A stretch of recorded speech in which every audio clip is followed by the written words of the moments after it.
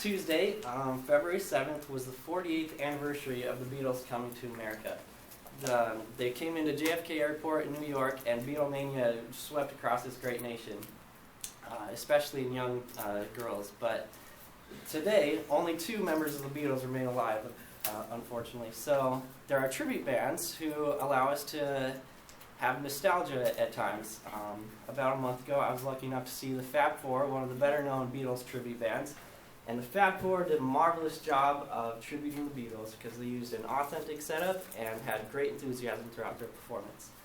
As soon as I got into the theater, I was amazed because the stage was awesome. It's just like I'm used to seeing the Beatles on YouTube. 2 microphones, Ringo's drums on a high-rise in the back, and it was perfect, you know. The Beatles on his bass drum is awesome. They have the guitars lined up there, and you could easily tell, if you're a fanatic like me, maybe you could easily tell that was Paul's bass and George's guitar and John's guitar, like the same ones they used back in the 60s. Is awesome. Paul played lefty mode the whole time, and he's a born right-handed, and it's amazing to see the commitment he has to his craft to play lefty the whole time. To tribute Sir Paul McCartney.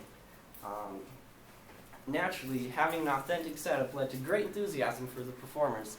They played to mostly an older crowd, and so it was tough. I was easily one of the youngest ones there, because most people, Beatlemania was in people who are older now. I don't understand it. I think everyone should love the Beatles, but there's the man who played George. His name is Gavin Pring, and he's from Liverpool, where the Beatles are from. And so his accent wasn't fake, and he looked like George, and he was amazing. All the lyrics were good, but George Harrison at that time was perfect. It was amazing to see. To be sure, they had me enthused the whole time, and I was up screaming and shouting as many lyrics as I knew. The Fab Four did a marvelous job of tributing the Beatles, though, because they used a believable setup, looked just like the Beatles, and they had great enthusiasm throughout the performance. And I know that seeing the Fab Four, as lucky as I was, is a way to instill Beatlemania in all of us today.